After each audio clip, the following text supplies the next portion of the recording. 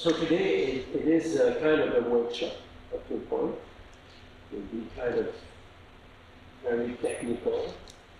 I think, or I imagine, or I've been told that you want to know everything about SpatGRIS. We won't be able to cover everything, but I'll try to give you an idea of what it's doing and how we conceived it many years ago.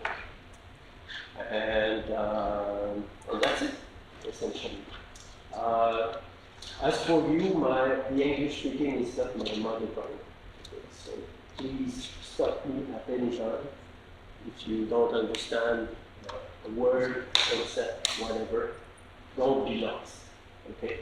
Because you could be lost for a long time. Okay, so stop me, I can repeat, I can rephrase it, no problem. Okay, feel very comfortable about that.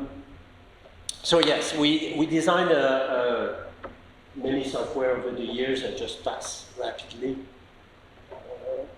There, no, this is fast comes. So we found the group. The name GRIS in French is at the same time the acronym of the group and the color, GRIS actually. It means the Groupe de Recherche en Immersion Spatiale, immersive, spatial immersion research group. Okay. It's a group based at University of Montreal. We've been subsidized by different organizations. At the moment, we are a very little group because we didn't receive our last funding. So we still have money, so we will be able to continue up to next March. But I am the director and I am my program, essentially. There's no students around us. So it has started in 2009. We have developed many things.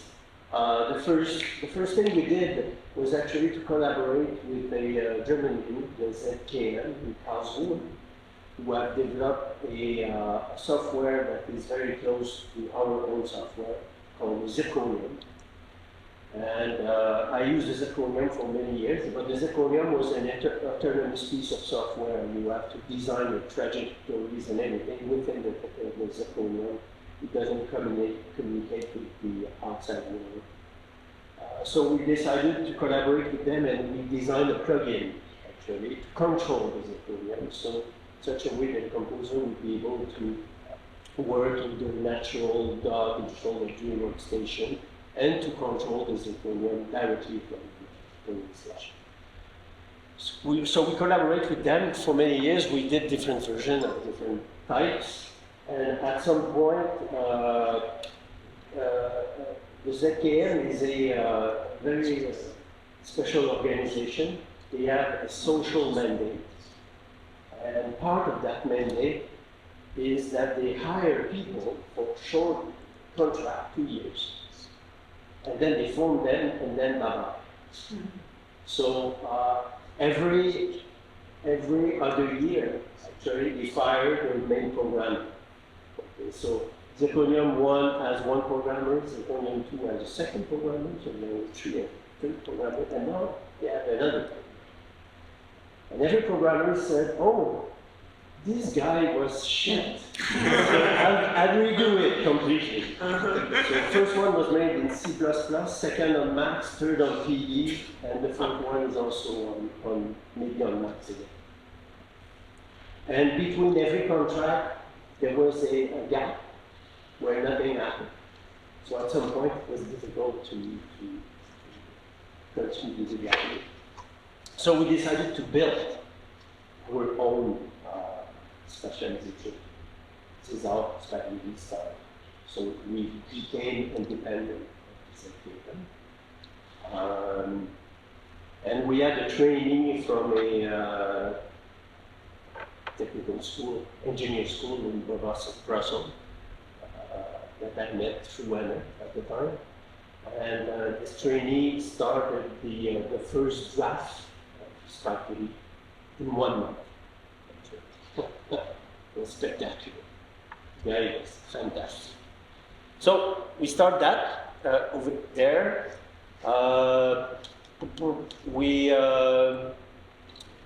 Just to let you know, just these numbers, just the last numbers. SpatGRIS is quite successful in terms of downloads. So far, SpatGRIS has been downloaded over almost 6,000 times. And the last version, the actual version, has been downloaded more than 1,000 times, which is a record. We never saw any of our versions before being downloaded over 1,000. So it means that it is useful, apparently. It is in use, and people continue to download it as soon as we push or pull a new version. And we are very proud of that. It's free, it's open source. And for the first time this year, a group started to make another version of SpatGRIS. So we are in touch with them to make sure that we don't ruin the code.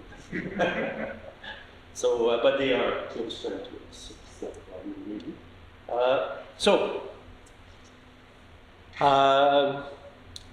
We have to start from the beginning. The medium is space. Okay, this is the basic principle.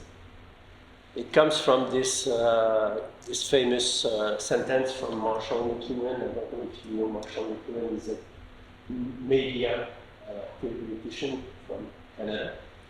And he wrote a book, I think it is as well, Understanding Media, in which he wrote, the medium is the message. Which means that essentially, when you see a new media that appears, for a short while, it works like the old media that it's coming from, and after a while, it develops its own language. And the best example of that is the cinema. Because the cinema at the beginning was essentially film theater, fixed camera, actors on the stage, go left, go right, come in, come out, no sound at the beginning. And after a very short while, actually, the cinema developed its own language with close shots, with different movement of cameras, etc. You know all that. So the question is, what is specific to acousmatic music? I'm an acousmatic music composer, I have to say that first. So my question was, what is specific to acousmatic music? What no other musical or sound art form can do? And my answer to that is space. Because we work with height, duration, intensity, timbre, just like traditional music, instrumental music, right? So we don't do anything specific compared to that. But moving the sound into the space and do very complicated, complex things with space, you have heard it in these concerts, it's very specific to acousmatic music. You cannot hear something like that in instrumental music. So that was the foundation of our, thought when we start to develop the software. So we had two main objectives. The first objective was, as I mentioned earlier, to build a software that would be integrated into the daily tool of most composers. And most composers around me, at least, I don't know about you, but around me, and at university level, and I've been to many universities, they are using DAWs, visual demonstration, whatever it is. This is what they are using. They are using reverb and whatever.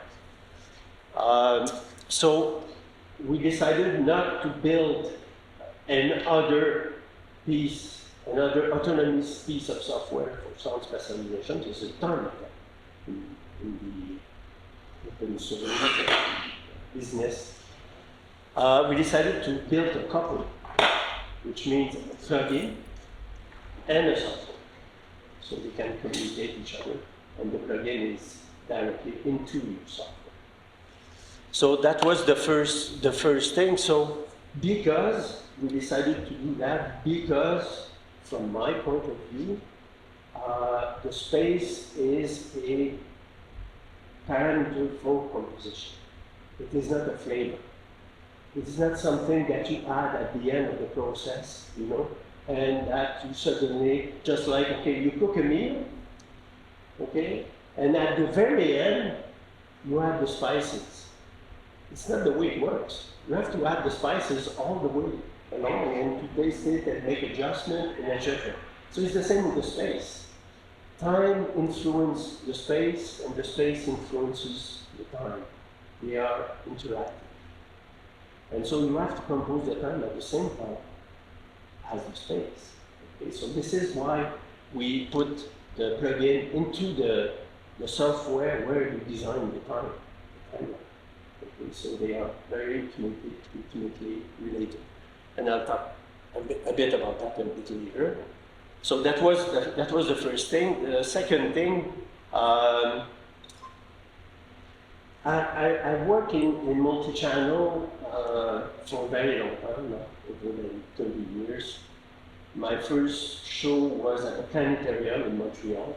We put 16 speakers. I have in my studio a 16-track recorder machine analog, and we put my machine into the Planetarium, and it was one track to one speaker. This is how we did multi-channel. So if I go somewhere else where they have only 13 speakers, I'm fucked. Because there's 3 cables that will go like this. Mm-hmm. So that was a major preoccupation. Try to disconnect the work on the space to the speaker setup. These 2 things, they don't have to be connected to it. They have to be connected at some point in the concert hall, as you can imagine. But they don't have to have an exclusive relationship. You know, we are not married to a speaker setup. So we built a system where you can change the speaker setup, but keep the specialization. So I can move from my studio in Montreal to here, like this, okay? And the other. And also, it was kind of also of a preoccupation of the people at ZKM at the beginning. Why did they choose, for example, at the beginning at ZKM to build a dome? They built physically a dome in the studio. And there was 2 reasons for that. The first reason is that up to a point, we have a dome of sounding experience in our video. Because we receive the sound from every direction, contrary to the vision. So it makes sense. Build a speaker system where you are completely immersed into the speakers. And the second thing is that for multi-channel and immersive music, if you choose the dome as a speaker setup, it means that you can move from one place to the next because a dome is a dome. A dome is a mathematical function. And if you have a dome in Germany or a dome here or a dome in Montreal, it is a dome. So you can move or travel or diffuse or spread your music in different locations. And when they started that in 2005, it was, I think, the first permanent dome installed in the place. And now I have a list of at least 20 domes who have been installed in the years. So it's very popular. A lot of people are going into that. Tools are there. Technology is there also. So it's not a pure elitist thing. And actually, there's more domes, if you think about it. We were talking about that yesterday. There's more dome in the world than permanent acousmonium system installed. Okay. So this is where we are at the moment. So yes, change the setup and not the specialization. Just show you something. From time to time, I'll switch to this. Okay. So this I will describe things in details in a moment. So this is here, oops, this is the SpatGRIS here, okay? I use a DAW, okay, whatever. It is a DAW. And I will just send a signal. It's completely a mess, but I just wanted to, I just want to see the illumination of the sound into the thing. I'll just change one thing here. Yeah. The SpatGRIS is down, eh? Pardon me? SpatGRIS is here. This is SpatGRIS. It is made, I'll describe that into details. You have SpatGRIS here, okay? And this is a software called SpeakerView, which is responsible for the 3D representation, okay? So you can move things like that here, okay? And I don't need that, but you have the speaker number that I can remove, okay? So this is it. We may have a surprise. Strangely, we had a very small bug yesterday with SpeakerView, but the programmer sent me a new version yesterday night. So I tested this morning. So we'll see. Okay, so I just want to show you something. Just change the speakers. Oh, I'll do that straight here. No.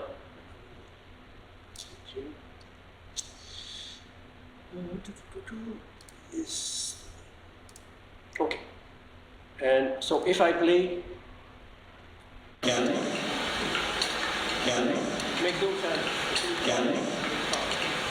Just the thing that I want to know is this.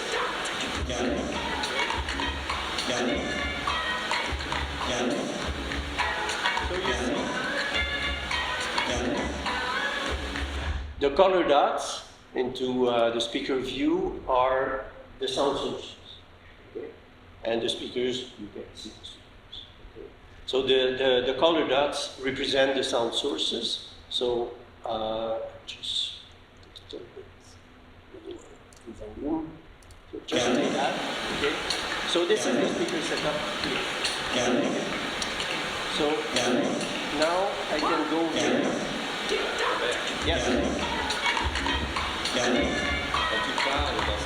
entend avec la musique, on entend bien.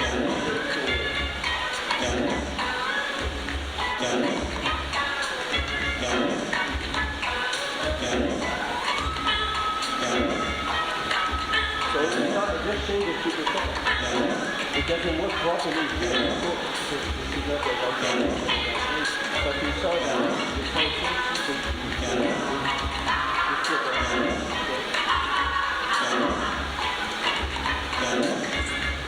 so that was it. This is the basic idea. Okay. You work the spatialization, and the spatialization can be played anywhere. Anywhere with small quotes. Okay. We introduce some more information later. But this is the idea. Okay. So you can work at your place. You can work even on headphones. Okay. And then you can send the piece somewhere, just like I did. Flo sent me the map of the speaker setup. I built it in SpatGRIS, so it's already built in SpatGRIS, and it's easy to do. And you know it. And so, and I made a version of my piece according to that. So I send my 26 channel for the 26 channel system. Okay. So this is the idea. Okay, here. So change the setup, not the specialization. Very still about stuff. Yeah, absolutely. What is the difference between this and the ambisonics? Because the ambisonics is a little so that you consider a kind of trajectory independently of the number of speakers, if I'm not wrong. And then if you change the setup, the ambisonic should make the same thing. It's based on ambisonic or is it different? No, it is no. We don't use ambisonic. It is a choice we made at the very beginning, and it's still open to discussion about that. We had a discussion about that yesterday. As far as I know, and maybe you can contradict me with your different experiences. And this sonic is not intended for concert. Unless you have a huge concert hall with a small sweet spot. Because this is one of the problems with ambisonic, is that there is a sweet spot and it's very loud. So if you think about somebody who would be there, just forget it. Everything will be blurred in this space. This is one of the problems. And also, again, with ambisonic, you have to compose the time before. And then you have to encode and experiment, you have to write speaker setup, especially at the right distance, and everything. It's quite complicated, I would say. I would not put ambisonic in the end of a composer who starts his bachelor's degree. It's far too complicated. That is based on distance, based on amplitude pen. Not really. It's based on feedback. And feedback, vector. Yeah, vector, and we design also an algorithm on matrix space. Okay, that I will talk about in a minute. Okay, so I'll completely answer your question in a minute. The diagram is quite simple. Okay, you have the DAW, you have a virtual interface. For years, we had to use Jack because it was the only interface with multi-channel, a lot of channels available. Jack was abandoned on the Mac platform for a while. It has come back now, but it was a mess. It was very, very difficult to use. I would never use that at concert because it crashes all the time. Okay. So at some point, but we were pretty good into integrate Jack into SpatGRIS 2. So when it was abandoned, and partly because, and mostly because Jack was 32 bits, and when Apple moved to 64 at some point, we didn't work at all. And there was a group in France who was responsible for Jack, and we decided, okay, we don't do anymore.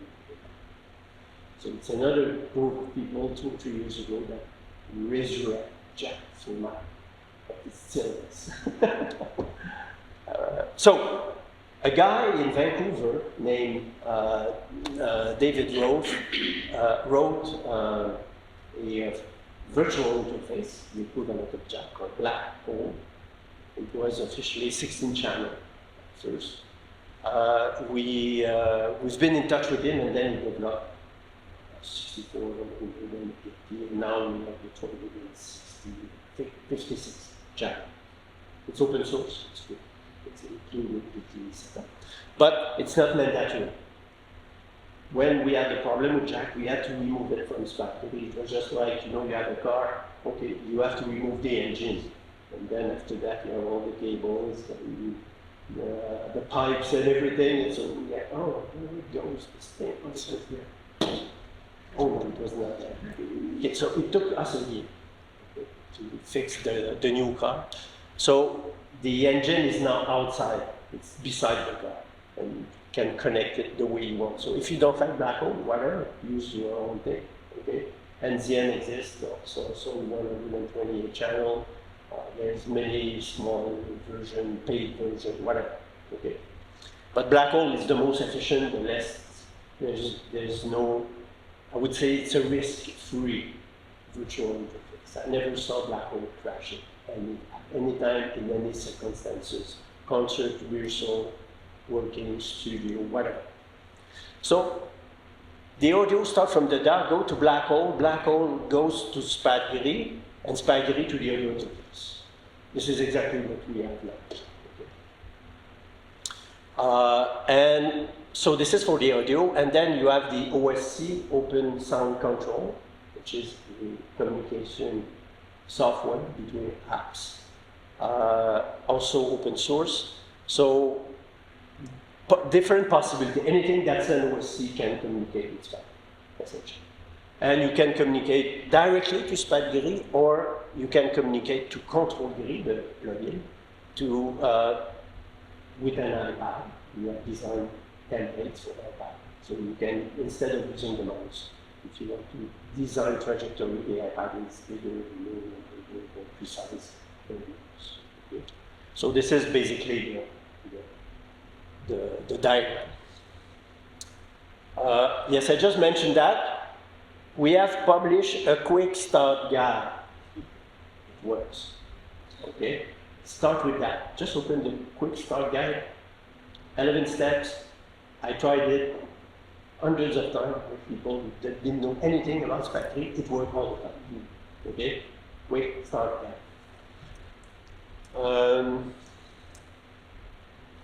So yeah, so this is it. Different stories about that. Doesn't matter. Okay, functions. We have 4 basic functions in SpatGRIS. Try to. At some point, we decided that we need to understand our software. Because when we develop a piece of software and you say, oh, we should do that, and then you have it and you have that, and at the end you say, what our software is doing exactly? What are the main concepts? So, SpatGRIS does spatialization and localization. I'll be a little bit more specific than you about these 2 terms, okay? Because I think that there's we use one or the other to describe 2 different realities in general. Most of spatialization software are actually localization software.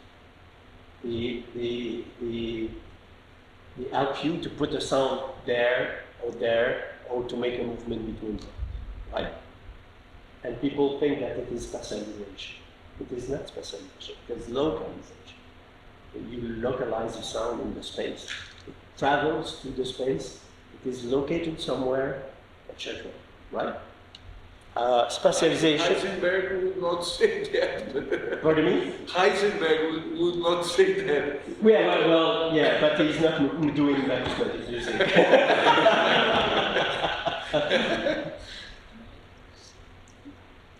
Yeah, talking about the uncertainty principle or something. Yes. Yeah.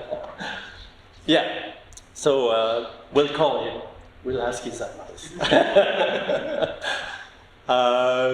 So spatialization, in my perception of things, is a way to put the listener into an immersive situation, whatever the situation is. Okay? You put the listener we are in an immersive situation at the moment. Hans made many examples about that. When you clap, talking about the river, etc. If I go outside and I record the street and I come back here, put that into the speakers without doing anything else, we are into space. Okay? And localization, as I said, is a way of placing sound somewhere. Okay. I just play rapidly 2 examples.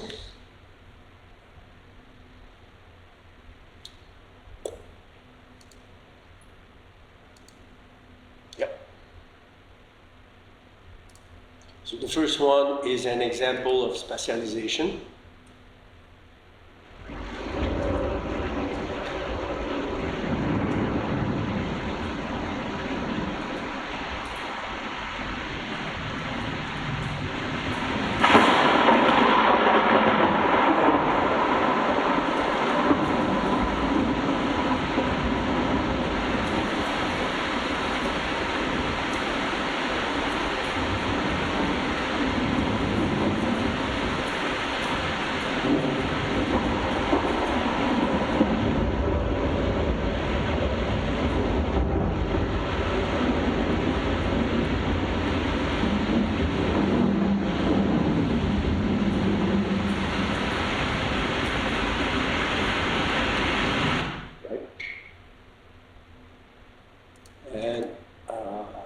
Localization.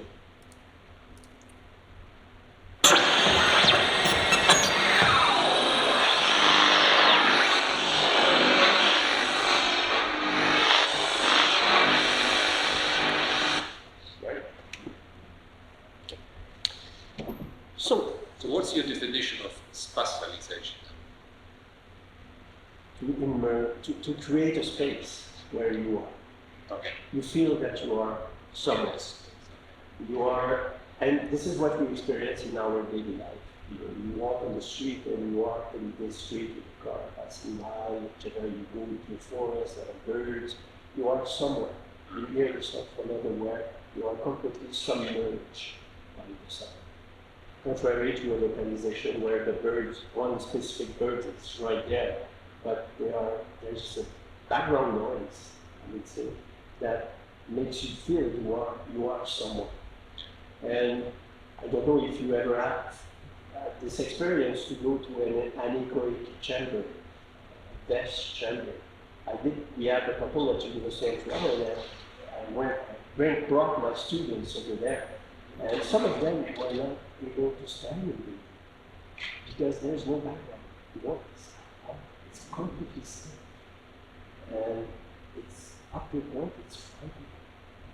So up to a point, we need to have space around us because we get information. And so it's a discussion, but space is very essential. So it's a different thing. So SpatGRIS does that. It does localization and spatialization. SpatGRIS is also a recorder and a player. And I will go into details about the player in a moment because it's a fantastic thing that we have. The recorder, I just show you briefly. Whatever you do in SpatGRIS, if, for example, you made a fantastic piece, spatialization is perfect, and then you have to send it to Flo for consult, what do? You need to record. So we didn't want to have another piece of software somewhere to record the result. So we put a recorder within SpatGRIS. It's very simple. You have it here. Okay, it's a small window, sorry. So the recorder, what does the recorder record the output of the speakers? Okay, so if I use the speaker setup here, I will record automatically 26 channels. Okay, and I will send it to you, and you just have to put it in the reader and play it out. Okay, speaker number one, speaker mono files. Okay. So this is the easiest way to send a piece of rock when you're not there. Okay. You can record it in whatever, in WAV format, AIFF. It could be mono files or interleave. Okay. You don't see it, but there is a small thing here that you can check. And it says export speaker setup. That will be very useful. Because if you export the speaker setup at the same time, your piece would be able to be played on any other setup. So you don't have, with this function, you don't have to export for a specific space. You just export your piece as it was done in your studio, and then you can play it anywhere. Okay. We'll talk about that. This is the play function. It's magic. So it combines your original stems with the speaker setup and the spatialization movement information into one file or into... No? It's preferable not. It's Okay. many mono files because if you have a piece of 20 minutes, 24 kilohertz, it's just too big. And with what, except for Reaper, where you can play a file of 26 channels, for example, there's no other piece of software you can handle. It's preferable to have mono files. They are all sync. But it also puts them in some format, all the movement information of all the stems. So the player will read the audio files and this spatialization choreography. It is reported in the files. So it doesn't export like, let's say 16 channels, then have like 16 files distributed. across the space and you can change the... No, you have to abandon the idea. It's not an easy thing to do, okay? You have to work on that. You have to abandon the idea of relationship between tracks and speakers. Okay? The sound system here, essentially, you can consider it as a surface. Okay? And you play the sound into that surface. The sound put together. Doesn't matter. Speakers over there are going to do. Okay? So you don't have to have an exact relationship. So this is what the playing does.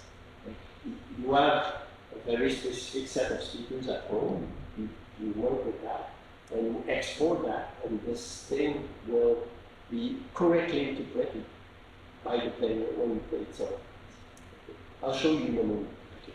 Very specific. I just want to not lose my thing. So this is the recorder. So you can record your stuff here. Oops. Yeah. This is it. You can build speaker configuration, which seems obvious, but in different specialization software I've seen, you have a different piece of software that does that. It's all integrated. Okay. So I'll just show you rapidly. This way. Yeah. So this is the speaker setup edition. Maybe I could change the screen resolution.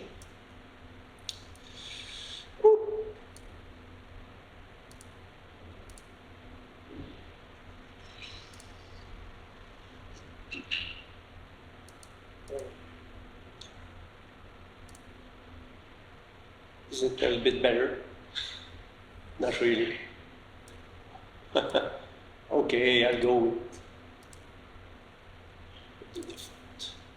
Right? Okay. So this is the speaker setup edition. So this is where you build the speaker setup. You have two choices. There are two algorithms, dome and Q. I'll talk a bit about that at the moment. So according to that, if you want to build a dome, the parameters that you have are azimuth, azimuth, elevation, and distance. By definition, on the dome, distance is fixed. We don't deal with the reality of the space. It's not meters and feet or anything like that. It's number. One means the maximum. Okay. That will be the unity. With the cube, you have X, Y, Z coordinate to fill where the speaker is. Because you can put the speaker anywhere. When you use a dome, the distance is fixed because it is the definition of the dome. And the algorithm that we use force you actually to expect. If you don't do that, you will find very strange behavior. Okay. So whatever, you built your speakers setup, okay?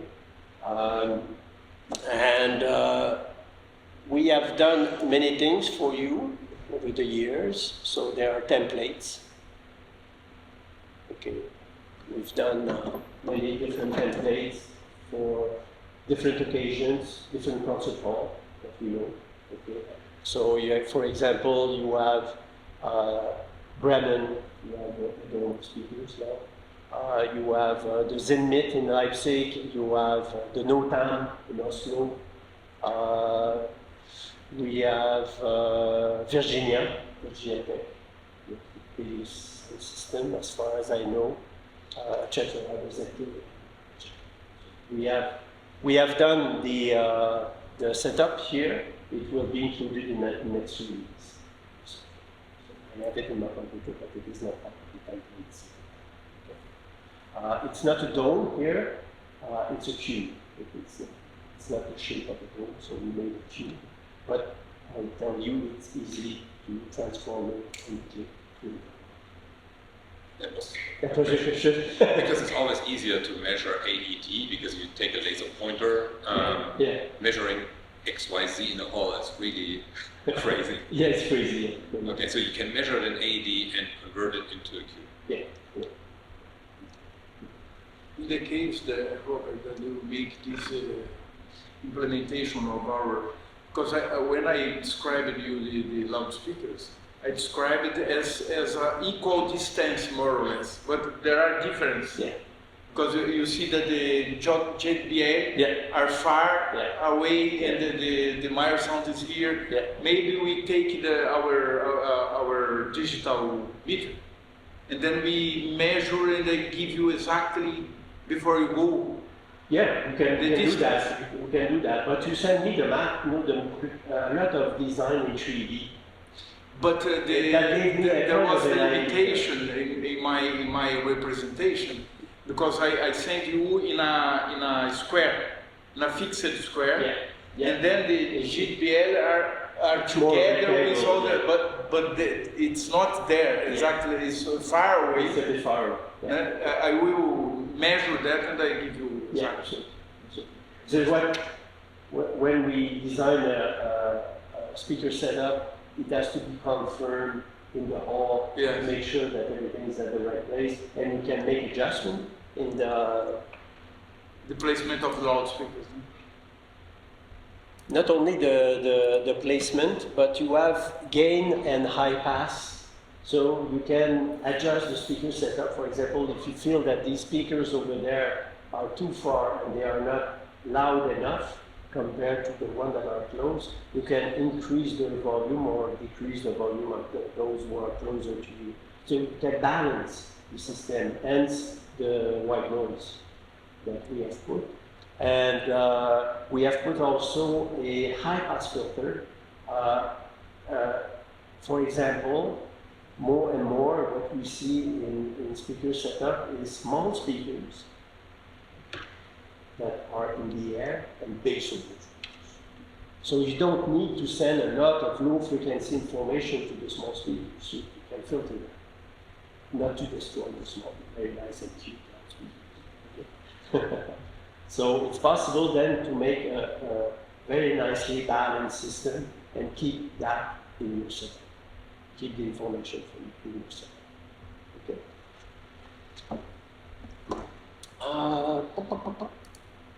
That's it. Thank you. Yeah, build speaker configuration, perfect. And the last thing.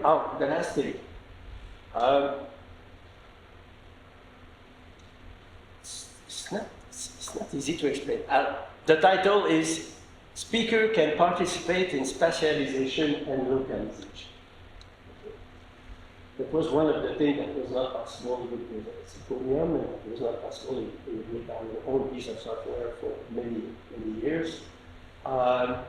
Basically, you have a system that will be part of the spatialization system, but we wanted to find a way that, and I'll give you a very simple example. You have a piece with a voice, and you really need that this voice will be sound and heard very clearly in the hall, and that will not move with the rest.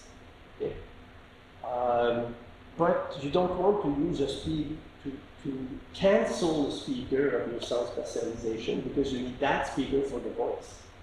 So now every speaker can do both. Okay? I'll show you how it is done.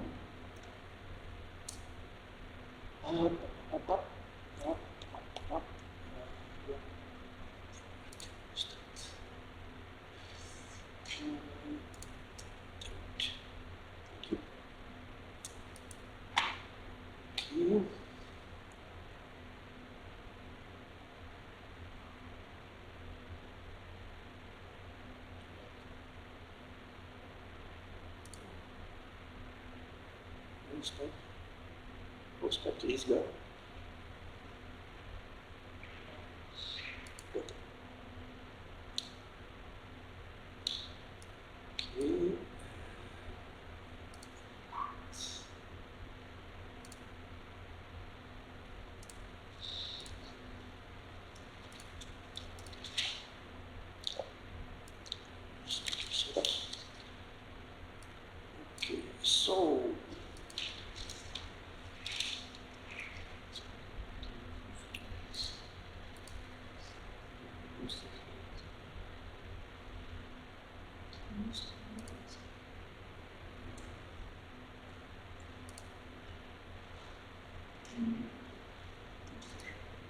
Okay, so when you build a speaker setup, this is something I didn't mention, but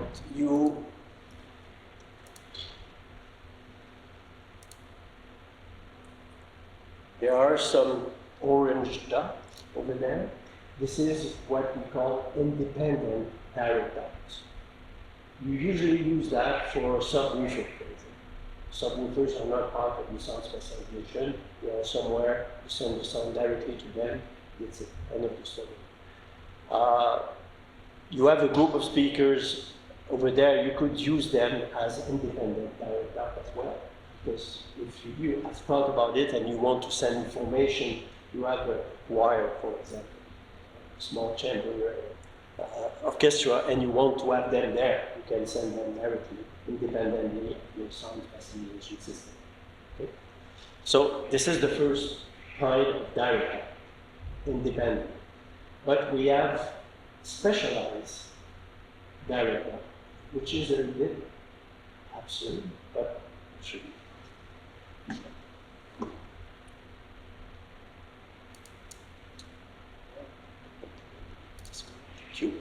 Okay. So,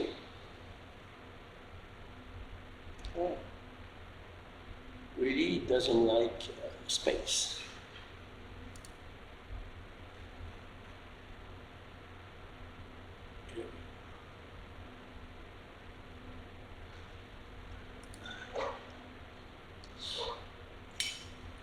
Okay, so you see in SpatGRIS that the sound is coming in. Okay, it's not going out because in SpatGRIS you have to send the information about where it should go. Normally, the information comes from the plugin that tells SpatGRIS, okay, the sound will be there, here, whatever, moving, at the precise location. So now it doesn't go anywhere because there's no such information within SpatGRIS. So I can send these two channels, to a specific speaker here, because I have the list of all the speakers of the system here. So I can send that to speaker number 1, for example. It's not a good example because it is low frequency content, but you understand the point. I can send that here, okay, to speaker number 11.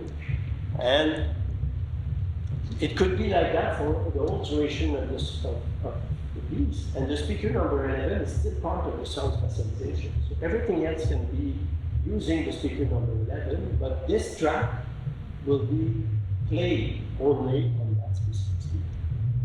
So a student of mine many years ago did a multi-channel piece, and she do very specific event, just like someone is opening a window on the speaker, and then you have something happen there, and then you repeat. So it was not part of the specialization, and it was just like small gestures like that, very fine gestures, and it was possible because it is very easy to do it. So independent, direct out, and specialized, which means that these direct out are part of the specialization system. Okay? It's very flexible. There's a lot of flexibility. Yeah. So, and of course, independent, if you want to put speakers in the middle of the hall, you can use that. Ça se fait comment? Ça se fait comment? Comment tu l'as activé? Comment tu l'actives? Le independent, on ne voit pas assez bien, je m'excuse, mais ici, en bas de chacune des sources, ça, ce sont les sources, inputs, that comes from the dot, right? Whoops, sorry. And you have here the list of the speakers, okay? We miss here. Yeah, okay. So this speaker setup has 26 speakers, okay? You see the independent direct out because they are separated by a hyphen, 25, 26, okay? Which are actually the size, speaker number for the size. and they are not working now, but they were supposed to be there. And now you have 1 to 24, which are the speaker number of the specialization system. Yeah. So now I'm getting confused. Okay. So we just try to train our brain that a track is not a speaker anymore. And now you introduce that concept again. And how is this piece then transportable onto a different system which has more or less speakers? Yeah, it's not really a problem, because when you will downsize your piece by using either the recorder or by using the recorder, you are recording the actions or the sound that goes from every speaker, including the independent. Okay, but now I'm sending that piece to someone, but he has just 16 channels, not 24. Yeah. And I assign some special things to channel 23. Yeah. What happens with that channel 23? The channel, when you do the export, if you use the 16 channel speaker system of your guests or the people who invite you, all your channel will be within the dome that could be considered as a surface. Okay, so then it's not a speaker anymore, it's a location on the surface. Exactly. Exactly. Yeah, okay. This is very important, especially for the feedback, because the feedback is not speaker related. It's basically designed for you a surface. So this is why it is so easy to move a piece from one dome to the next, because they are all surfaces, essentially. It's more complicated with the tube, and I will explain that in a moment, but basically this is the And by experience, I can see that I've played music designed for dome in tubes. I'll try it on Tuesday. I'll see if it goes. And it works. It works really essentially. The interpolation is made well. Okay. Don't hesitate, stop me, whatever. So it's a little bit subtle, but yeah, it works. Okay, so we said, yeah, so this is the full function. Yeah, I'll show that. Saved sections. It's a detail, but you need details to work with the software. There are 3 things to say when you work with SpatGRIS. The first thing is the project. Okay.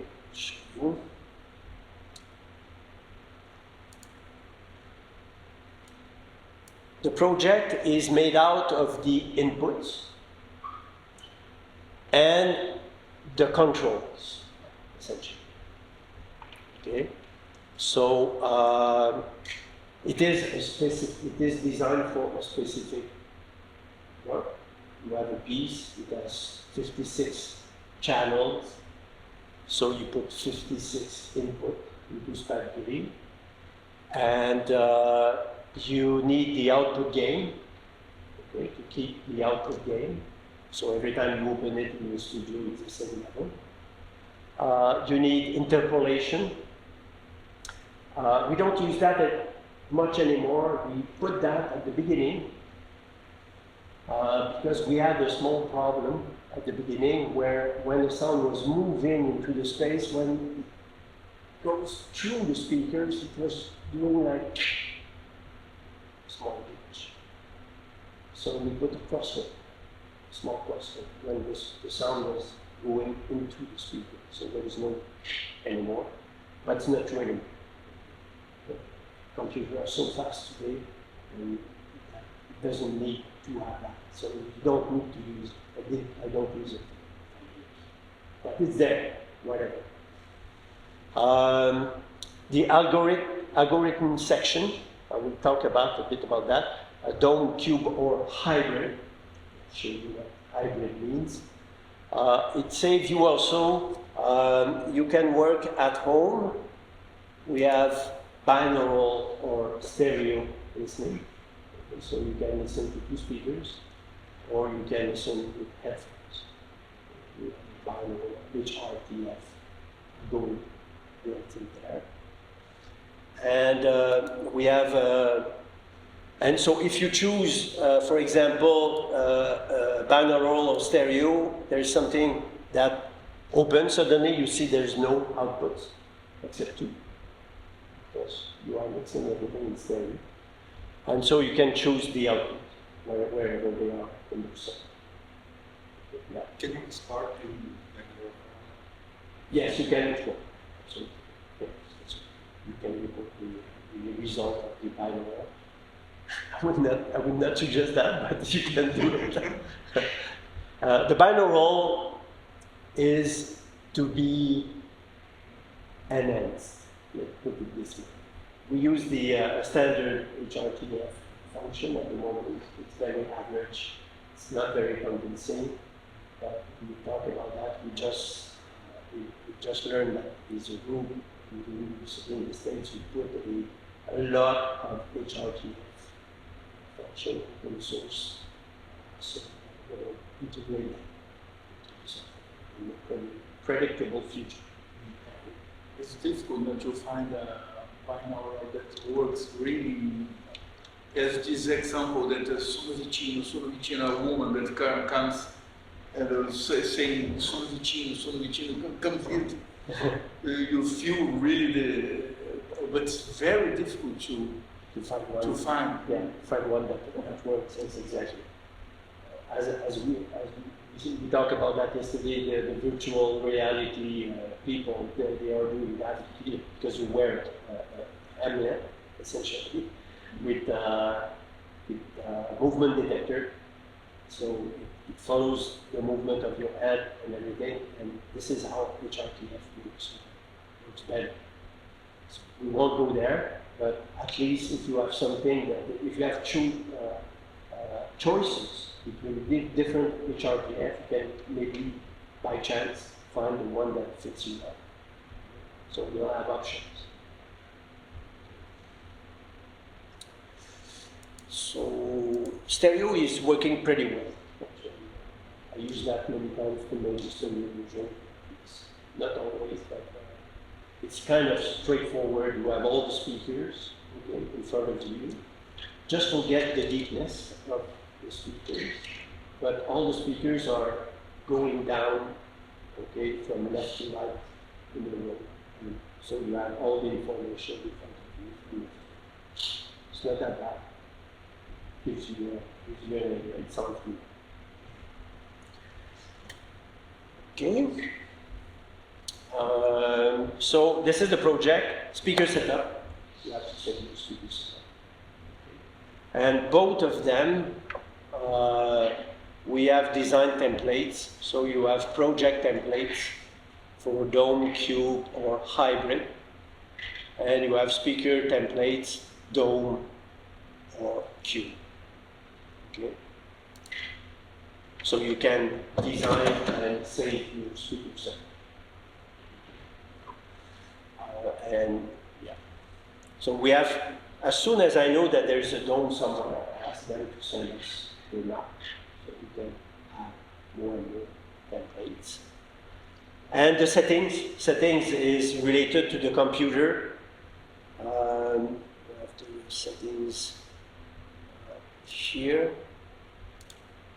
It's related to the computer. What is the audio input interface, audio output, sampling rate, buffer size, and the open sound control channel.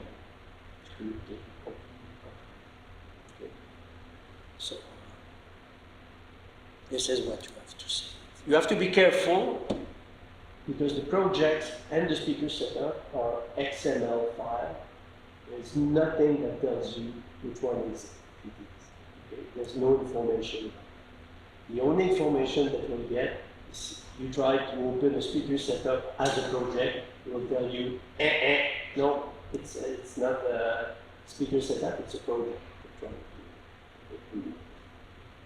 So be careful for those speakers of that project.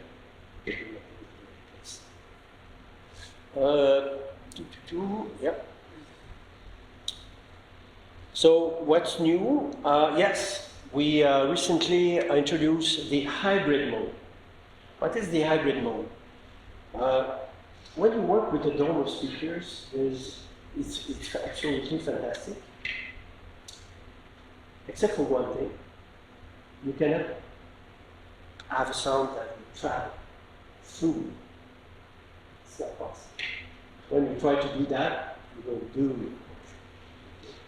Because there's no inside or outside of the dome.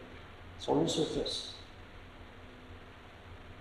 And it's almost impossible to solve.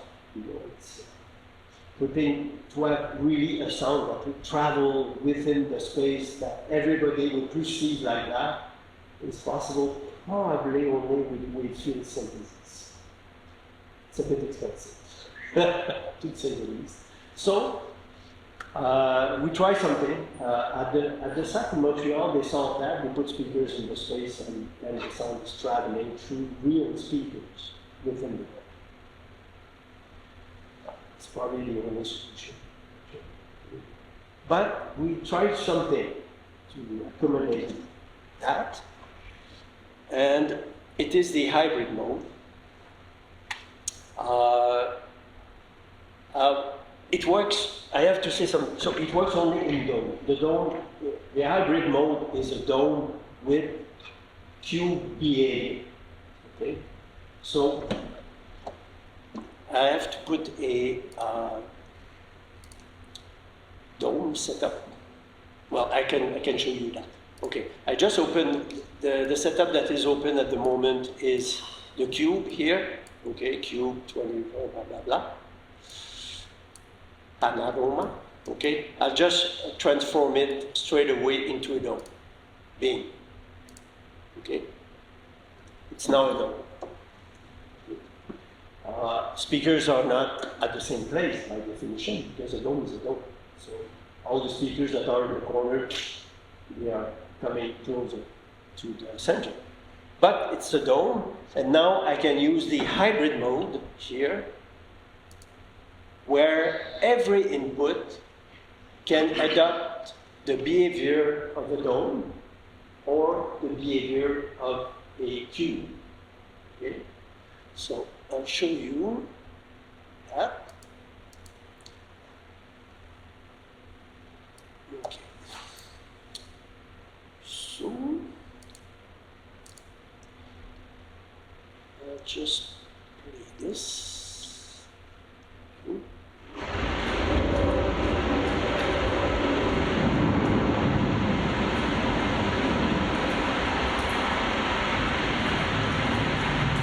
Okay, so we have typically a low thing at the moment. This low thing. And then I will add the monofile.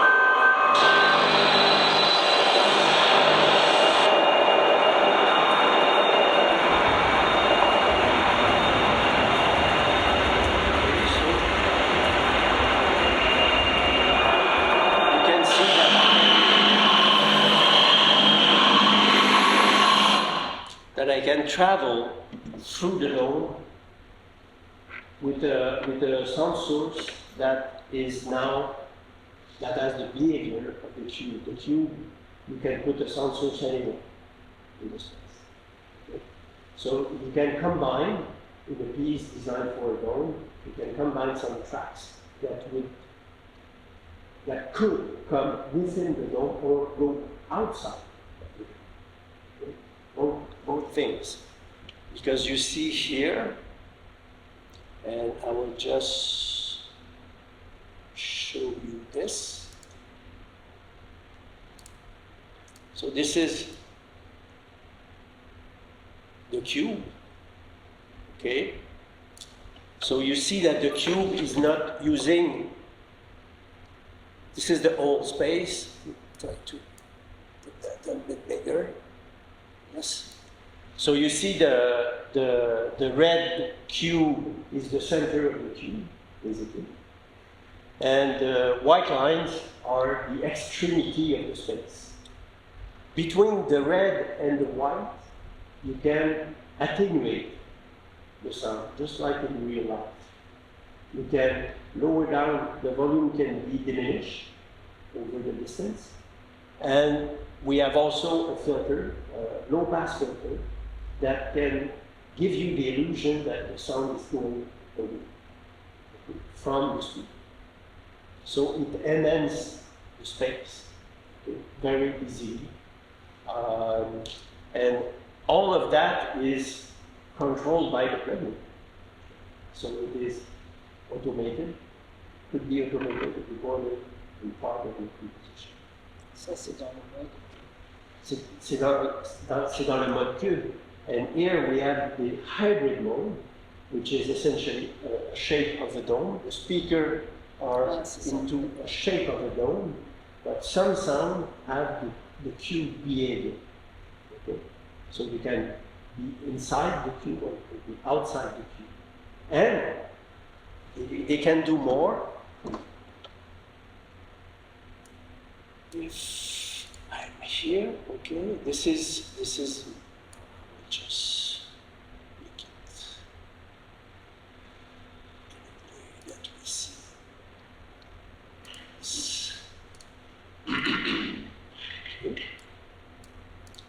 Oops, here. Okay, you see that I have it is the blue dot here, okay?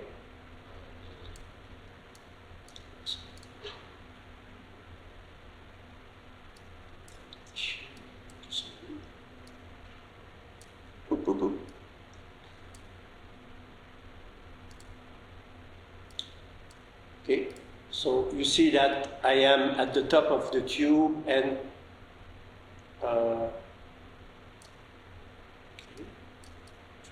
at the floor. Okay, you see the blue dot here. So I can move in the elevation from here to there, but we have different mode. We have a mode called extended top, which means that if I go over, the sound will be attenuated by the setup here. I have an attenuation, let's say 24 and 2000. Okay, just play that. Yes, thank you.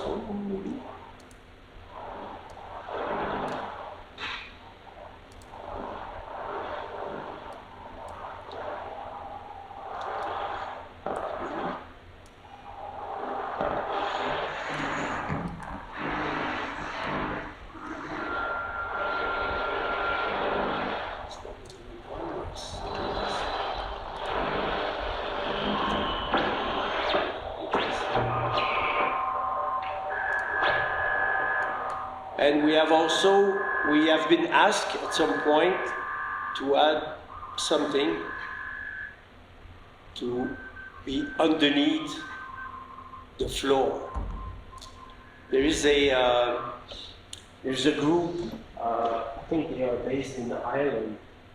They have a portable speaker system and they do shows and concerts outside.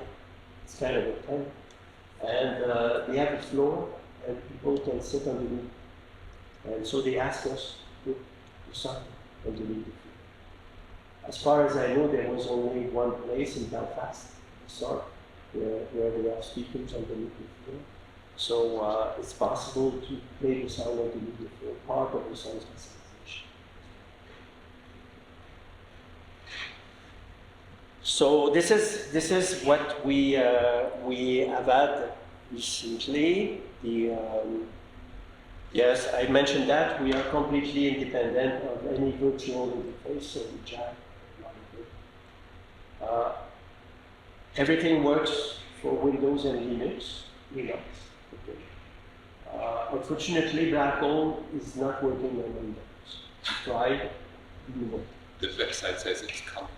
Yeah, well, it says that. It still says that. Oh, I should remove that. No, it was a failure. We're not there. No, it's almost impossible. It's very, very bad. The guy was not successful. He was absolutely sure to make it.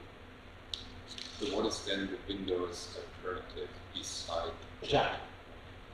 Essentially. Or if you work with Reaper, just use reroute. Reroute works perfectly. It's 128 channel. Right. Okay. For Windows.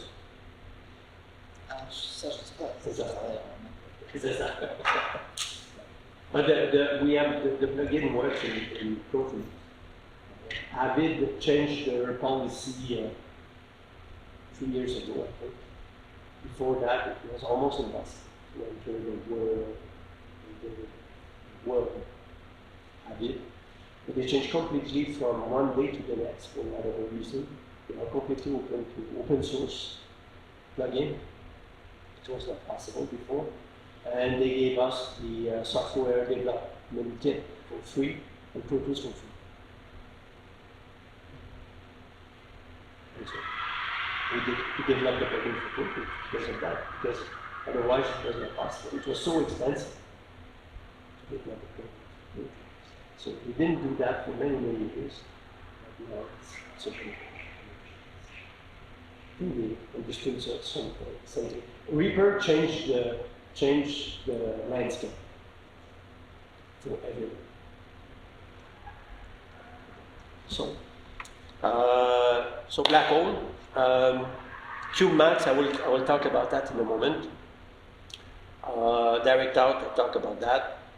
It works with all the recent machines as well. It was a bit complicated. It was more than a bit complicated. It was a lot. Apple was using to deal with the graphical interface a library called OpenGL. OpenGL is abandoned for 5 years, but Apple tolerated that up to really 2 years ago. But 2 years ago, we started to have problems. The graphical representation of software, in 3D with all the speakers and everything. And so we have to rebuild it from scratch, essentially. And we had, again, to remove all that from the software. And now it is a different interface. It is a different software, actually. It is called SpeakerView. Yeah. It looks like exactly what it was looking like before in the different version, except that it is not connected to SpatGRIS, physically speaking. It's an independent software, and they communicate to each other. And it is, I have to say that it's a better software. It is made for video games, open source video games. So the rendering is very efficient, very fast. Low CPU cost, etc.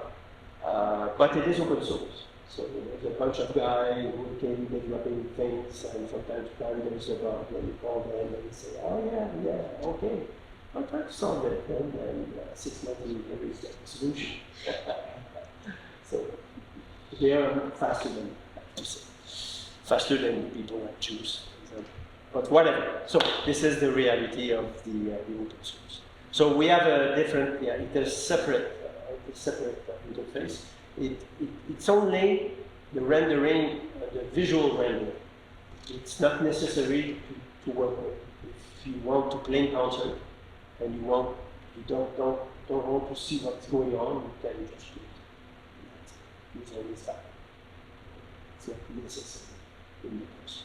So we have to. It's a kind of visual. It's a visual interface. That's it, and you can just turn it off. If your computer is slow, if your graphical card is not dealing with. We do not recommend using that in Planner. It doesn't work. It's the first time it happened to us, actually, that we have to have, at the moment, hopefully it will be solved, but we have to have two versions of stuff. One for development, one for adults. What doesn't work in it? How is the speaker? Pardon me? What doesn't work so well in the speaker?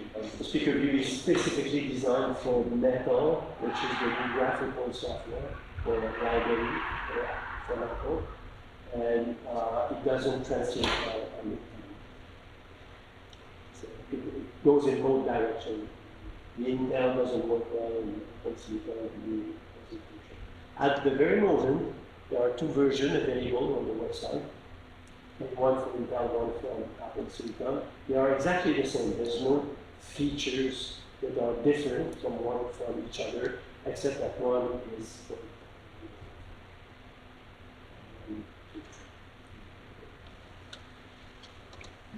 It's a bit frustrating, but hopefully we'll be able to have a universal version pretty soon.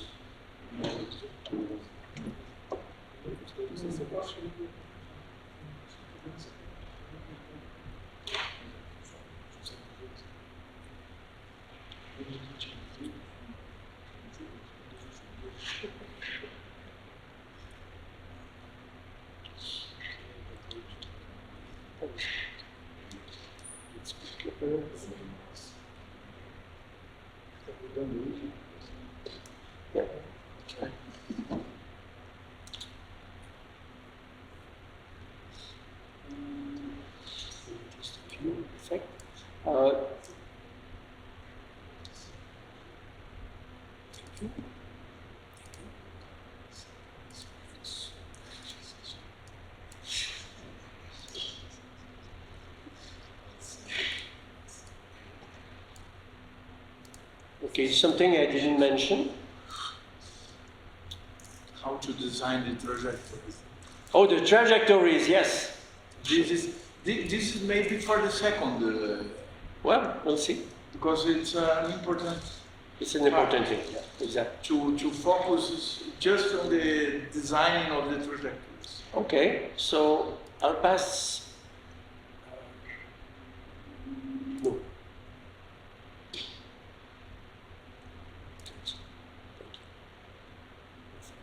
Okay, I'll just show you the plane. Okay? I'll show you the plane because it is a very important function. As I said earlier, the whole idea is to. No, I have to show you something before. The dome is easy to understand, right? What is the cube? The cube is essentially an empty space. So empty space. And within this empty space, you build speaker setup. Whatever the shape, whatever the number of speakers, whatever. We talked about that. For example, you can build a standard X model within the cube. I'll show you. It's better when you see it.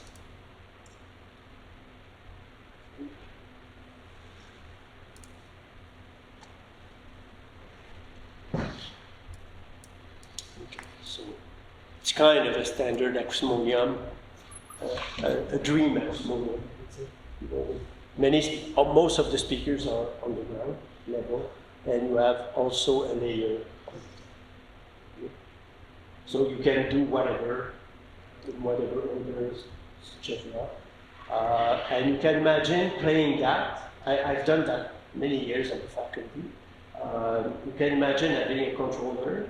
You have your DAW, and in every track you have a control grid that sends the information, and a control grid can control any number of speakers in a small room, so you can design zones. Could be speaker by speaker if you prefer that, but you can have with one fader a group of 8 that could come in, or you can have front, back, or side, or stereo pairs, whatever, you know. And I had 16 faders at the faculty, and I had largely enough to make very nice traditional sound spatialization. Okay. So this is an example, the Acousmodium. Just this. We've seen people using, for example,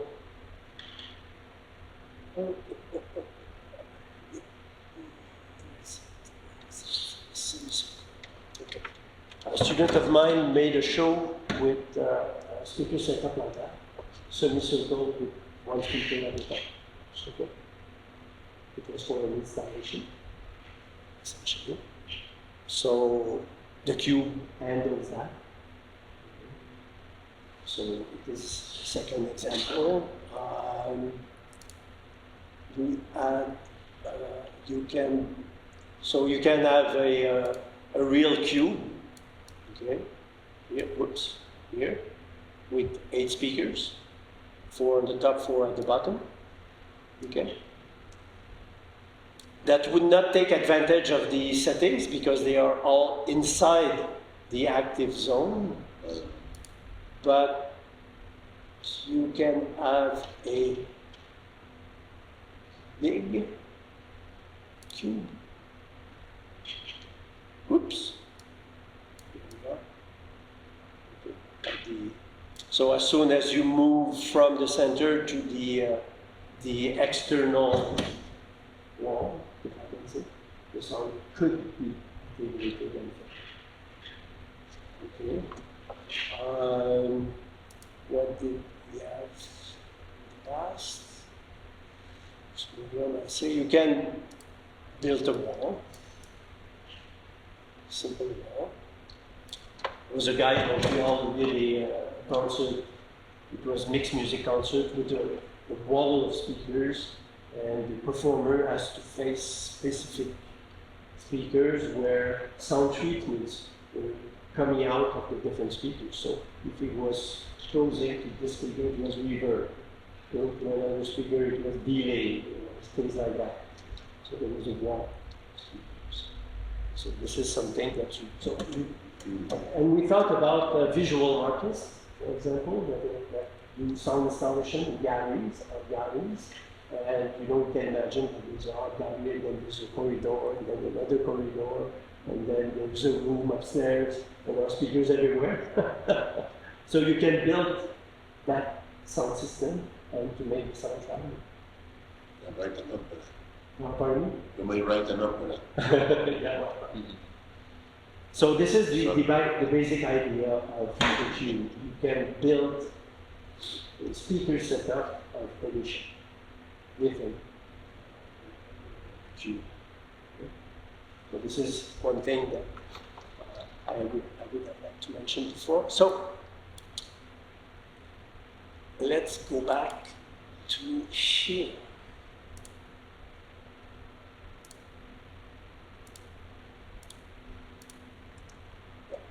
Our speaker setup. Okay, I will not make the whole demonstration because it doesn't matter, but I show you that if you record and you push this button, the export speaker setup, okay, it will record the output of the speakers according to this speaker setup. Now I open the player, this card, and I would like to play my piece as it was composed in my studio in this setup. Okay, so I did that. I record my piece in my studio. I will just open it. You mean for the concerts here? For the concert for your speaker setup. Okay.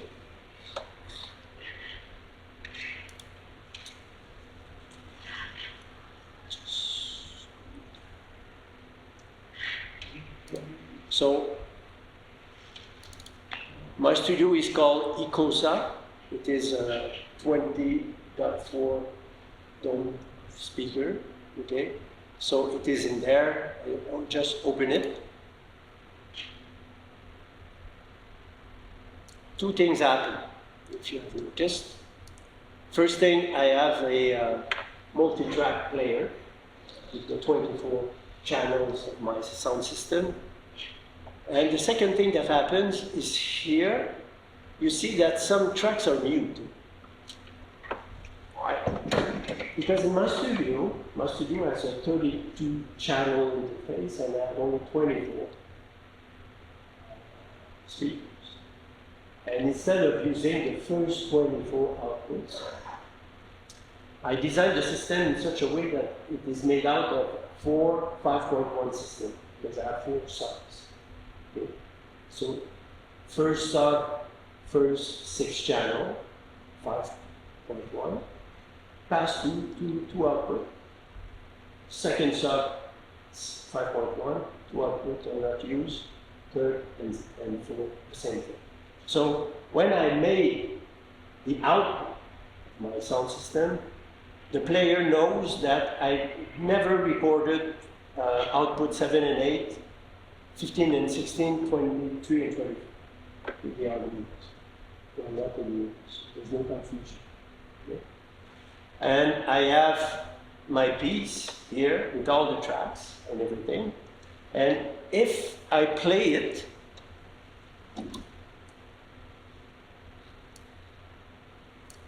you see already the dome shape of my studio within the cube of the sound system here. Okay? So I can play it directly. Maybe this is what will happen for the concert, I don't know. Each one of the red dots Are the tracks. are the tracks of your original space in your studio. Yeah. They will adapt themselves to the loudspeakers. Exactly.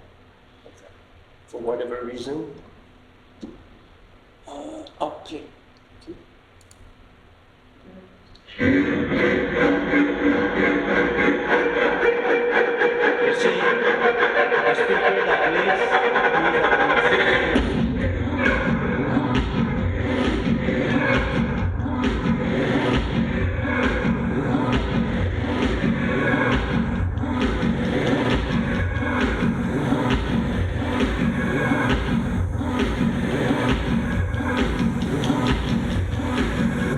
Also, one of the things that players makes automatically is to allocate the subwoofer of my studio. I have 4 subwoofers. There are only 2 here, so they will be reallocated accordingly. Subwoofer number 1 to your subwoofer number 1, subwoofer number 2 to the number 2, number 3 to the number 1, and number 4 to the number 2. As independent tracks. Yeah. Because here, all the speakers that are sounding from there to there goes to there. Yeah, I know. I just heard that, but I don't want to have that.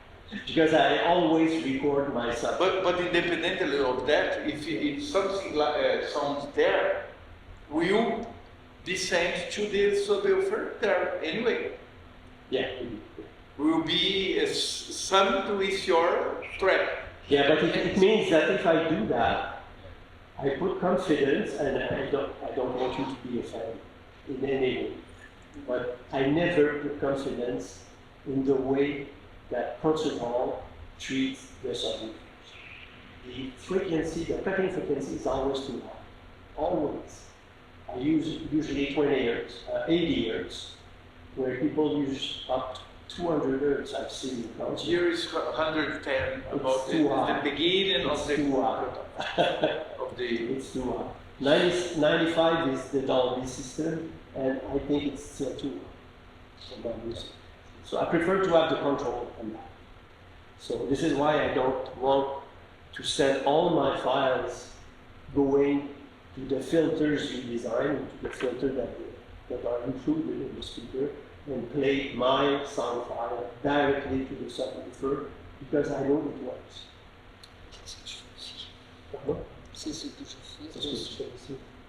Yes. So to understand that portion, it's really very important. So while you transfer your system to the put system here, Yeah. you generate now 2 subwoofer channels.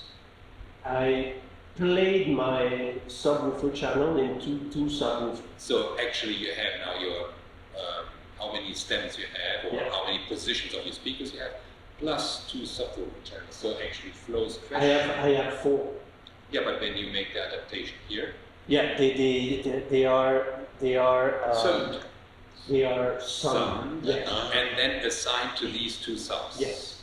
So Okay. then, in your total mix setup, you should change that you don't do this automatic allocation of all the speakers in the front. Yes, we made design. Yeah, We yeah. made that Okay. in the case of the piece of Robert and Annette. Yes, okay. In that case, special case, because you send some piece without that. And Voxalia, if I don't. Okay. It has to be systemized. When we received the independent track for subwoofer, we dismissed this distribution of Of yours now. just to have that that Whatever track that channel goes were to that sent side. to us. Okay, Yes. that makes sense. Thank you. Also, no? Okay. In the speaker setup, just you can say like this is a subwoofer. So Yeah, because subwoofers are independent tracks, so the player knows that. You can recognize this information in the sound file that says, oh, this is a subwoofer. It says that, it doesn't say this is a subwoofer, it says this is an independent track. Okay. So it's easy then. So when But it depends also on this subwoofer type, of course. because the cutoff frequency of that subwoofer is fixed. Yeah, I know. And then if you write a subwoofer track which is not doesn't correspond to the quality of the subwoofer, Yeah, but I got it at 85 in my studio. It's very rare that you have a subwoofer that got lower than 85. So I never experienced any problem. 85 is the Dolby standard. So I stay to that because it's quite a good setup.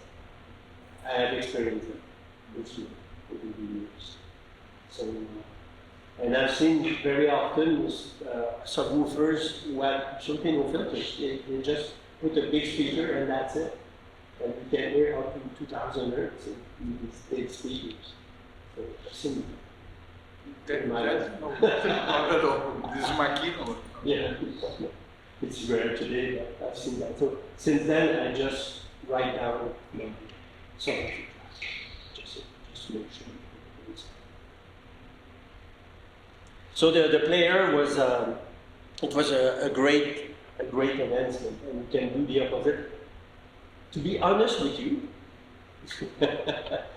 very honest with you, we don't know all of it. What? The interpolation. The Just only adaptation. thing, yeah, from the dome to the cube or from the cube to the dome, it works in both directions. If you make your piece here, for example, when you come to Montreal and we have a dome, you can use the player to do it, okay? And play it in our dome from the cube. But our experience, we have that for over 3 years now, and our experience in concert, composition, many students, and me, it's just knowledge of that. It works. Even we have a fantastic instrument in Montreal called the MMR, which is a huge rectangle. And I played my piece in the shape of the dome within the rectangle. Because it's not possible to move the speakers, they are screwed in the walls and on the ceiling. And it was perfect. The interpolation was made perfectly well, and distributed perfectly well. So we had a good programmer. Unfortunately, he left us for a big company. It's very difficult to keep a programmer in Montreal because we have all the major video games companies are in Montreal. We have a company called Audio Kinetics. I don't know if you know the review. Audio Kinetics designed Wise. And Wise is the software that is used by everybody to deal with the sound of video games. Everybody uses Wise. If you are a professional company, that's $20,000 a year to use it. If you are an individual, It's very wise. that's very wise, exactly. So the team that it was developed for Windows for a while, we built up a team for Mac, and I lost my last two programs. So it's difficult to keep a program happening with a small project like that. Yeah. So a very technical question. Yeah. So when you move the source in the hybrid mode through the space, and you get to the center of the space, do all speakers now play in the same intensity? Right. Kind of. If it is in the center, it will be at the same intensity. And I was just about to show you just very quickly something. It's kind of the quadrature du cercle, I would say.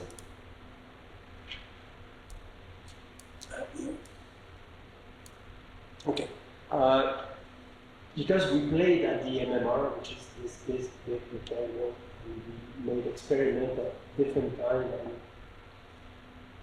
and I've made also experiments at Virginia Tech, one of the implementation speaker system. And all the speakers are always on the wall. These big things. So you have speakers there, speaker there, and you try to cross something. It's impossible. Physically, it's impossible. Because the sound will be going like that. Or maybe if you follow it, you can try to make it like that to compensate. And so it will travel like that. But practically, it's impossible to have a sound move from one side to the next. So we add something here, which is called global sound diffusion, especially for the cue.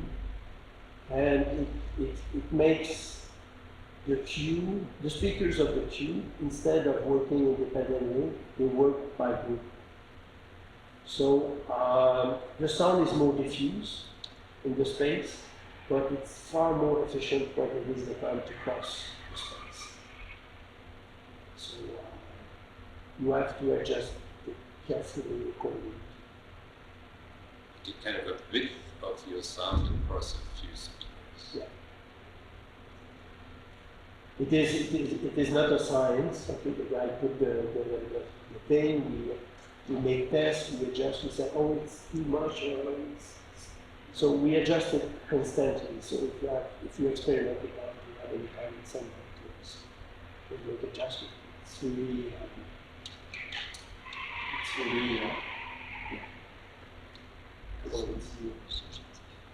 c'est pas juste subjectif, Phenomenological. It's not a science. It's by trial and error. to the ancient algorithms by Max, equal distance by Penny in Max, equal distance, and there were three. There was an old feedback object which doesn't exist now anymore, which had also the width. So when you made a panning in 8 speakers instead of being in 1, it could already touch also the next one and the next one. So you had a wider field of sounds. And that's probably. Yeah, normally between left and right, if you are in the middle, you have 30% less. It's a normal. The phenomenological way to perceive the movement of you must lose 30%. If not, it's strange. It's too linear. Linear, wasn't it? Equal, linear, and another. Yeah, but the thing is that it works for one person who is located perfectly well with perfectly angled speaker. Because the panel works only in these conditions. It is 60. So if your speakers are 60 degrees. degrees, exactly. The GBL is so made. We took a laser, and from the hotspot here we have exactly 60 and 110. Yeah, exactly. There, for the surround. That's exactly. But it works for this person. Yes. Don't forget that if you're seated there. But by our order, it's also so. Yeah. If you sit in the close to the double bass, Yeah. you hear the door. Yeah. So, yes. are we set for today? Yes. Oh, One last question. No, So no. I'm No bombarding problem. you with questions. You wanted to explain the matrix mode. Oh, the matrix mode. We have different solutions for the cube. Okay? The previous programmer made an algorithm called layer based. So we had layers on top of each other, okay? And the layers were set up by the position of the speaker. If you have a speaker, you have a layer. Okay. Each height of a speaker hits a layer. Exactly. So you can imagine that, for example, in a standard concert hall, here for it's a little bit complicated because of the inclination of the hall, but you would have probably 4 layers maximum. So it was working, except it was working perfectly well horizontally, but it was not working very well when you move from one layer to the next. It's difficult to have a precise feeling that when you move the sound up there, that it was fluid. So the new programmer came and said, "Oh no, it's badly done." Of course. So instead of layers, it is a matrix. So essentially, the cube is fulfilled with already existing location. A table, a 3-dimension table. So when the sound is moving, it's just, okay, I am point number 3, I am point number 4, and I will send the information to the SpatGRIS. And it moves like that. And there are thousands of them. They don't have to be calculated because they are already calculated. So it's a lot less CPU demanding by doing that, because all the levels are already calculated, all the matrix, all the dots are already calculated, and so the sound is just moving from one point to the next, into the space. But still, the cube is a lot more demanding compared to the dome. With the dome, so far, we have made experiments with 124 tracks, all automated, to a dome of 96 speakers, no problem. It works. With the cube, with 124 sources, we were able to play in a 16-speaker cube. So it's more difficult at the moment. We will have to optimize that, this is for sure. But as far as we know, there's not that many big cubes in the world. So it's not really a problem. With domes, it's not. Never have been a problem. Even with our software is optimized for Apple Silicon, but even with my last Intel last year,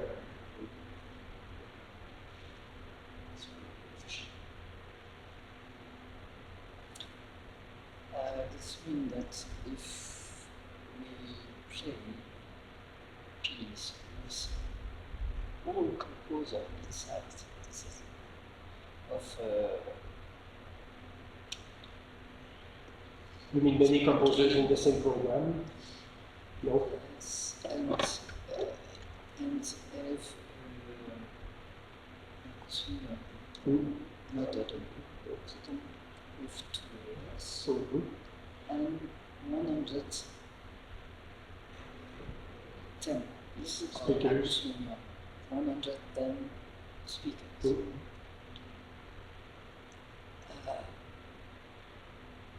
Two questions. The first, how can we adapt each piece from so many people coming in? The second is more philosophical. What about the rule in real time of this person with them? And who is the responsible for the public? Visual responsible. En français. Si je fais de la spatialisation à l'ancienne, si je comprends bien, je suis le prêtre qui est là au milieu et qui fait des choses et qui est visuellement responsable, actif. Avec un système comme ça, comment est mon activité? So I'll just translate. She's talking about the traditional harmonium, where you have, for example, the same release, and you play it through a number of or multiphonic, whatever the number of source. But you are at the board and you play the speakers, you make manual trajectories, right? So the question was, how do you get this the same way? And this is what we've done at faculty for years. We have controllers. Okay. We use Ethernet controllers by chance because we didn't want to have a big, huge audio mixing board. Because the audio is in the computer, so we don't have audio mixing board. So it's controllers like that, except it's Ethernet. It's faster, it's more reliable, and yeah, they are faster.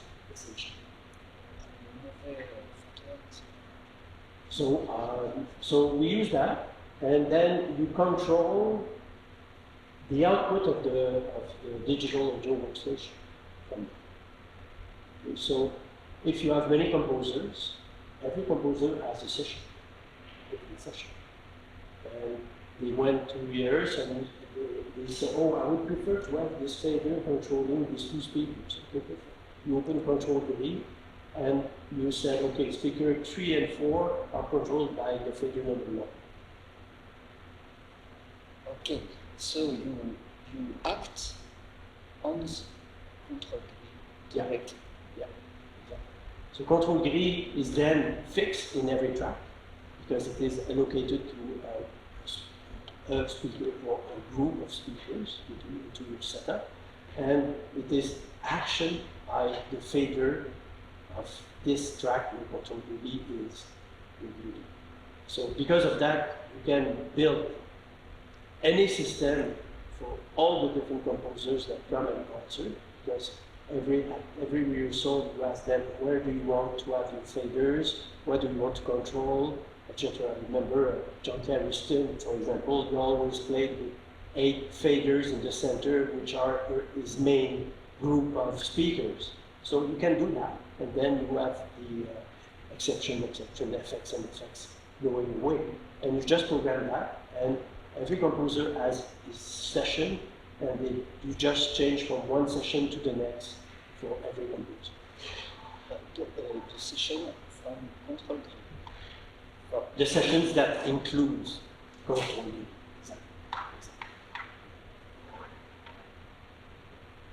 And it works.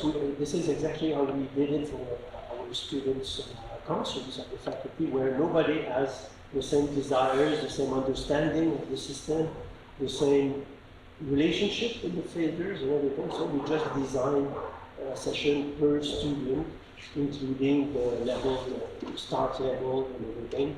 And then so they just come in and we play and that's it.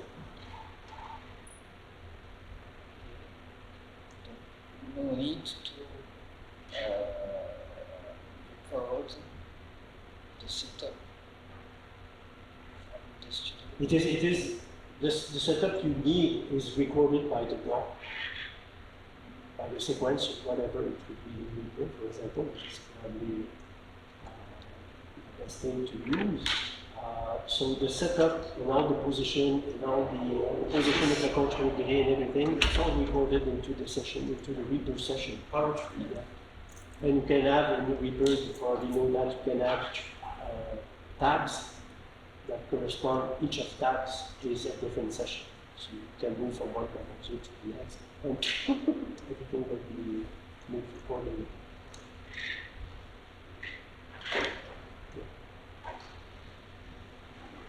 Yeah, you probably have to have with you around someone who is pretty fast on Reaper, just like Ignatius. But yeah. So it makes the system a lot less complicated, I would say. It's lighter, it's reliable, and you can do things. For example, if you want to play a piece, stereo piece, and at some point you want to have a massive effect, you don't have to move all the faders, you just have one fader that controls all the front speakers.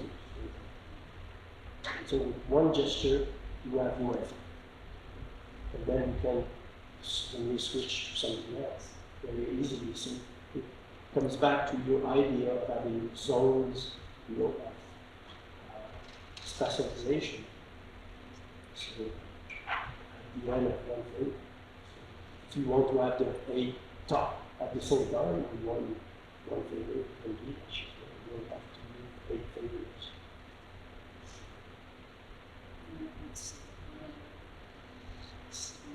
C'est moins physique. C'est physique. Mais tu peux, you can stay with your one-to-one relationship with the system like that as well.